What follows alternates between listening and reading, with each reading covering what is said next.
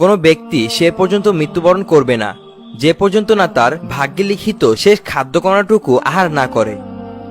যে ব্যক্তি শবে কদরের রাতে ইবাদতে দণ্ডায়মান থাকে তার অতীতের সব গুনাহ মাফ হয়ে যায়। যে ব্যক্তি শবে কদরের কল্যাণ ও বরকত থেকে বঞ্চিত থাকে সে প্রকৃতই বঞ্চিত ও হতভাগ্য। আমি তোমাদের বেলায় সবচেয়ে ভয় করি ছোট শিরককে। ছোট শিরক হলো রিয়া, অর্থাৎ লোক দেখানো ইবাদত। শেষ বিচারের দিন যখন আল্লাহ পাক মানুষকে তাদের সৎকর্মের পুরস্কার দিবেন, তখন তিনি লোক দেখানো ইবাদতকারীদের বলবেন, তোমরা সেই লোকদের নিকট যাও দুনিয়াতে যাদের দেখানোর জন্য ইবাদত করতে, এবং দেখো তাদের কাছ থেকে কোনো পুরস্কার পাওয়া যায় কিনা। তোমরা মৃত্যু সম্পর্কে যেমন জানো, পশু পাখিরা যদি তদ্রূপ জানতে পারত, তবে মানুষেরা কখনো মোটাতাজা পশু পাখির মাংস ভক্ষণ করতে পারত না। যে ব্যক্তি জুমার দিনে সূরা কাহফ পাঠ করবে, কিয়ামতের দিন তার জন্য আরশের নিচে আসমান সমান উঁচু একটি নূর প্রকাশ পাবে, যা দ্বারা হাসরের ময়দানে তার সকল অন্ধকার দূর হয়ে যাবে, এবং গত জুমা থেকে এ জুমা পর্যন্ত তার যত গুনাহ সব মাফ হয়ে যাবে। গোপনে দান খয়রাত আল্লাহর ক্রোধকে নিবারণ করে। বান্দা গোপনে কাজ করলে আল্লাহ তা গুপ্ত খাতায় লিখে রাখেন। পরে বান্দা যদি তা প্রকাশ করে, তবে আল্লাহ তাকে গোপন খাতা থেকে মুছে প্রকাশ্য খাতায় লিখেন। তারপর বান্দা যদি তার সে কাজের কথা আরো প্রকাশ করে, আল্লাহ তার নাম প্রকাশ্য খাতা থেকে মুছে রিয়ার অর্থাৎ লোক দেখানো খাতায় লিখে দেন। প্রকৃত বীরপুরুষ সে নয় যে কুস্তিতে অপরকে হারিয়ে দেয়, বরং বীর তো সেই যে রাগের মাথায় নিজেকে সামলাতে পারে। তোমরা হিংসা করো না, কেননা হিংসা নেক আমলকে এমনভাবে খেয়ে ফেলে যেমন আগুন কাঠকে পুড়িয়ে ছাই করে দেয়। তোমরা ভাইয়ের বিপদে আনন্দিত হইও না, কেননা এতে আল্লাহ তার ওপর রহম করবেন আর তোমাকে ওই বিপদে ফেলাবেন। যে ব্যক্তির আমানতদারি নেই তার ঈমান নাই, আর যে ব্যক্তি চুক্তি রক্ষা করে না তার দিন নাই। যখন তোমরা কোনো ব্যক্তিকে নিয়মিত মসজিদে যেতে দেখো, তখন তার মুমিন হওয়ার ব্যাপারে সাক্ষ্য দাও। যে ব্যক্তি আজান শুনে ওযর ছাড়া মসজিদে না গিয়ে একাকী নামাজ আদায় করল, তার এ নামাজ কবুল হবে না। লোকেরা বলল, ওযর কি? মুহাম্মদ সাল্লাল্লাহু আলাইহি সাল্লাম বললেন, ভয় ও রোগ। এছাড়া ক্ষুধার্ত ব্যক্তির সামনে খাবার আসলে ও প্রস্রাব পায়খানার বেগ হলে ওযর হিসাবে ধরা হবে। সবচাইতে নিকৃষ্ট চোর হচ্ছে যে তার নামাজ চুরি করে। নামাজে চুরি করা হলো রুকু ও সেজদা ঠিক মতো না করা। সঠিক সময়ে নামাজ পড়লে আল্লাহ সন্তুষ্ট হন, কিন্তু শেষ সময়ে নামাজ পড়লে আল্লাহ মাফ করে দেন। তুমি যখন নামাজে দাঁড়াবে তখন এমন ব্যক্তির ন্যায় নামাজ পড়বে যে ব্যক্তি দুনিয়া থেকে বিদায় নিচ্ছে। এক বেদুইন মুহাম্মদ সাল্লাল্লাহু আলাইহি ওয়াসাল্লামের কাছে এসে বলল, আপনারা শিশুদের চুমু দেন, কিন্তু আমরা তো দেই না।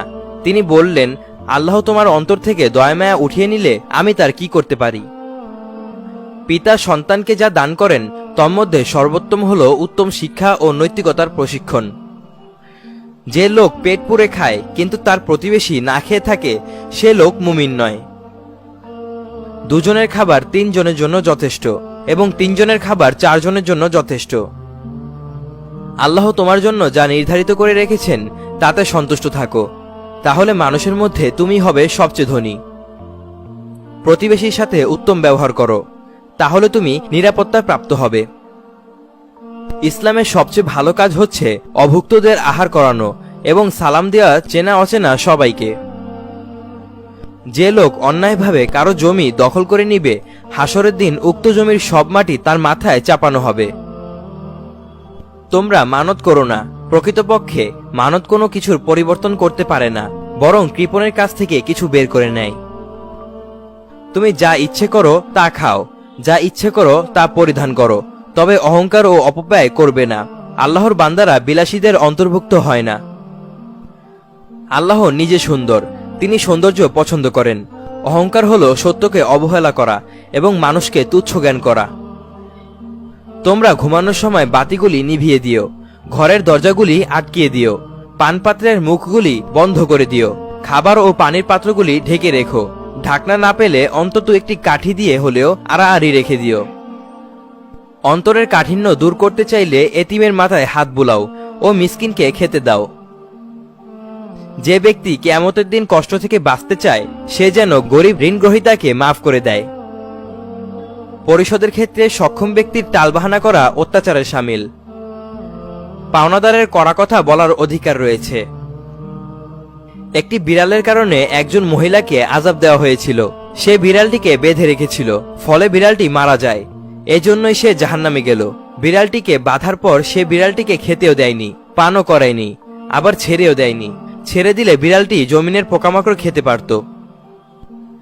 আমি মিরাজের রাতে দেখতে পেলাম কিছু লোকের দু ঠোঁট আগুনের কাঁচি দিয়ে কাটা হচ্ছে।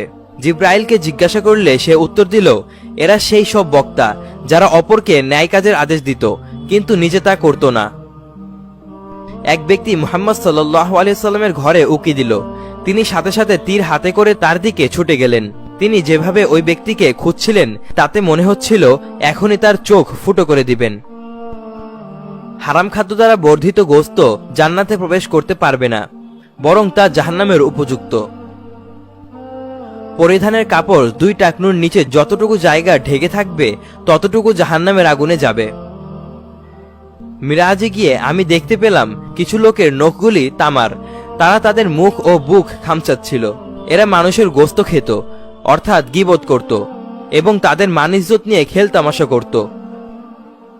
নিশ্চয় গীবতের ক্ষতিপূরণ হলো তুমি যার গীবত করেছ তার জন্য মাগফিরাত চাইবে আর দোয়া করবে, হে আল্লাহ, তুমি আমাদেরকে ও তাকে মাফ করে দাও। কোনো ব্যক্তি মিথ্যাবাদী হওয়ার জন্য এতটুকুই যথেষ্ট যে সে যা শুনে তাই বলে বেড়ায়। যে ব্যক্তি কারো দোষ দেখল তারপর সে তা গোপন রাখল, তবে সে ওই ব্যক্তির মতো যে জীবন্ত প্রথিত মেয়েকে বাঁচালো। নেকি হলো উত্তম চরিত্র, গুনাহ হলো ওই কাজ যা করতে গেলে তোমার মনে খটকা লাগে। কোনো মানুষ জেনে ফেলুক তা তুমি চাইবে না। স্বামীর আত্মীয়রা মৃত্যু সদৃশ্য, অর্থাৎ তাদের সাথে পর্দা করা কতটা জরুরি তা বোঝানো হয়েছে। দুনিয়া সম্পদে পরিপূর্ণ এবং এর মধ্যে উত্তম সম্পদ হলো চরিত্রবান নেককার স্ত্রী। যে লোক জাহেলি অর্থাৎ আইন কানুনের দিকে মানুষকে ডাকে সে জাহান্নামের লাকড়ি হবে, যদিও সে নামাজ আদায় করে, রোজা রাখে এবং নিজকে মুসলিম বলে পরিচয় দেয়। আল্লাহ তাআলা আমাদের সকলকে হযরত মুহাম্মদ মুস্তাফা সাল্লাল্লাহু আলাইহি সাল্লামের এই সকল বাণী মেনে চলার তৌফিক দান করুন। আমিন। ওয়াসসালামু আলাইকুম ওয়া রাহমাতুল্লাহি ওয়া বারাকাতুহু।